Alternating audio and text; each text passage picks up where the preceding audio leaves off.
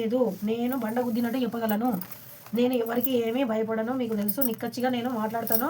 Phone చేసి కొంతమంది నన్ను తిట్టడానికి ట్రై చేసిన వాళ్ళు కూడా చాలామంది ఉన్నారు. దాంట్లో డౌట్ లేదు. చాలామంది నన్ను పెద్దగా అనడానికి ట్రై చేశారు. కాకపోతే వాళ్ళు ఏం చేయలేరని వాళ్ళకు కూడా తెలుసు. ఎందుకంటే నేను సోల్ పర్పస్ చేస్తున్నా.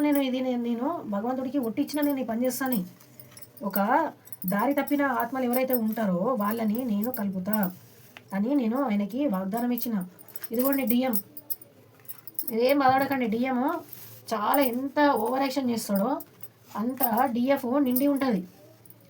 డిఎఫ్ ఎట్లా నిండి ఉంటుంది అంటే ప్రపంచమంతా ఆమెనే నిండి ఉంటుంది. ఇక్కడ చూడండి, ప్రపంచమంతా ఆమెనే నిండి ఉంటుంది. అది ఆల్రెడీ వచ్చింది మనకు కాడు. అయితే భగవంతుడు ఎట్లా చూపిస్తాడంటే జస్టిస్ అనేది ఇస్తాడు. ఎవరితోని? మీరు ఇన్నర్ వరకు చేసినప్పుడు, సాధన అని చేసినప్పుడు మీకు దీవెన అనేది కప్పు నిండా మీరు కోరుకున్న దానికంటే అత్యధికంగా. ఆయన మనిషి అని, డిఎం అంటే మనిషియే, దేవుడు కాదు. మనం అధికంగా ప్రేమిస్తాం కాబట్టి ఒక భగవంతుడిలా కనబడతాడు. మీరు దయచేసి డిఎంని భగవంతుడి దగ్గర పెట్టొద్దు. భగవంతుడు కాదు, దేవుడు కాదు, ఆయన మనిషి. డిఎఫ్ కూడా మనిషి, దైవం కాదు. దైవం అనేది మహా గొప్ప. మనము వాళ్ళతోని పోల్చొద్దు. దేవుడు కంటే అని అనొద్దు, తప్పు అది. దేవుడు మనము కోరుకున్న వాళ్ళతోని పెళ్లి చేస్తాడు. వాళ్ళు ముక్కు, చెవులు, కాళ్ళు అన్నీ గుంజుకొచ్చి మన దగ్గర కుక్క పిల్లలాగా పడేస్తారు. మీరేం బాధపడొద్దు. జ్యోతిక అక్క ఉంది, మీకు ఇన్నర్ వర్క్ చేయాలంటే నా నంబర్ డిస్క్రిప్షన్ పైన పెడుతున్నా. చాలామంది రీడింగ్ కూడా చేయించుకుంటున్నారు. రీడింగ్తో పాటు హీలింగ్ కూడా చేయించుకోండి. మీరు మంచిగా ఉండాలి అనేది నా సోల్ పర్పస్. మీరు మంచిగా ఉండండి. మీ రీయూనియన్ భగవంతుడు డిఎంని తీసుకొచ్చి మీ దగ్గర పడేసే పూచి అయినది. మీకు ఎంతవరకు శ్రద్ధ ఉంది, నా పైన ఎంత నమ్మకం ఉంది అంటే, నా పైన కాదు, సారీ, భగవంతుడి పైన ఎంత నమ్మకం ఉందని భగవంతుడు మనకి ఆల్రెడీ స్వర్గంలో పెళ్లి చేసి పంపించేసిరీడ. ఆల్రెడీ మనం పెళ్లి చేసుకున్నది వాళ్ళని దైవంగా ఎందుకు భావించాలా? వాళ్ళు దేవుడు కాదు కదా, దేవుడు కాదు. వాళ్ళు ఆల్రెడీ స్వర్గంలో పెళ్లి చేసి పంపించేసిరు కింద.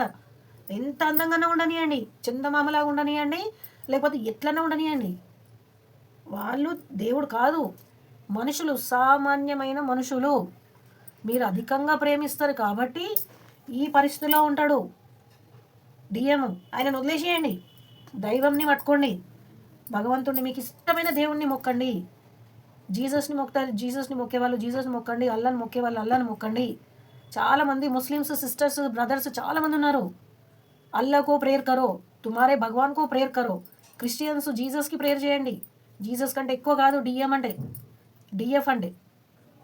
డిఎం అయినా డిఎఫ్ అయినా భగవంతుడి దగ్గర మనము ఆల్రెడీ కళ్యాణం చేసి పంపించేసి మనం ఏం బాధపడే అవసరం లేదు. వాళ్ళ కోసం ఆలోచించాల్సిన అవసరం లేదు. భగవంతుడు మనకి నిర్ణయించి మనకి ఇచ్చేస్తాడు. మనకు కావాల్సింది మనకి ఇచ్చేస్తాడు. ఓకేనా?